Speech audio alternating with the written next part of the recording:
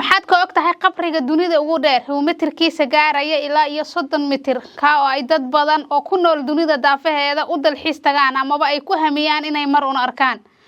qabrigan uu ku aasan yahay nin lagu xusay quraanka kariimka sidoo kalena lagu magacaabo suuradaha quraanka kariimka mid kamid ah qabrigan ninka ku aasan waan kula wadaagi doonaa ugu horeyn hadii ay tahay markii ugu horeysay ee soo booqato page-ka ama YouTube-ka Amira Suleymaan fadlan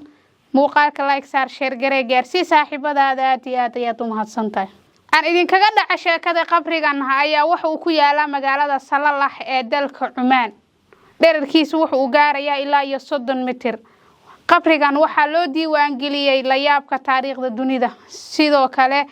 ninka ku aasan qabrigan ayaa nin Allah subhanahu wa ta'ala u karaameeyay waa Imraan waa Maryama bintu Imraan oo ah hooyada Nabi Ciise alayhi salaam aabaheed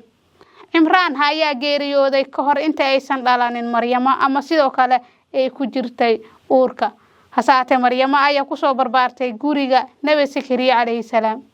qabrigan dunida ugu dheer ayaa cabirkiisu u yahay 30 mitir dunida caalamka ama muslimiinta waxa ay halkaas u tagaan sidii ay u soo booqan lahaayeen ama ay u soo arki lahaayeen sidoo kale way isku sawiraan ama waxa ay muujiyaan in ay tagaan goob cajiib ah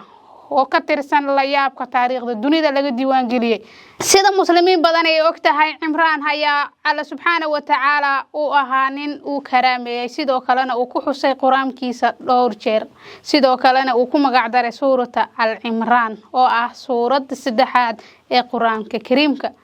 magaalada Salalah waa magaalo aad u qurxoon sidoo kale waxa ay ku taalaa dalka Cumaan dadyow badan oo muslimiin ayaa halkaasi u dalxiis taga sidoo kalena qabrigan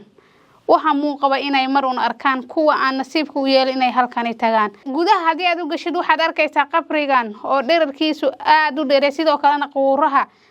aad arki jirtay ka duwan dad badan waxa ay marar badan isku soo sawireen ama ay u tagaan in qabrigani ay arkaan ama ay soo booqdaan dalka magaaladaasi Salalah ee ku taala dalka Cumaan uu ku aasan yahay Maryama bintu Imraan aabaheed waa Nabi Ciise hooyadiis alayhi salaam oo halkaan ku aasan yahay dad badan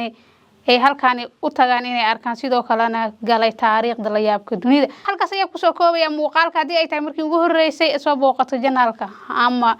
page-ka Amira Suleymaan fadlan subscribe saar muuqaalka like saar share garee gaarsii saaxiibadaada aad iyo aad ayaad u mahadsantahay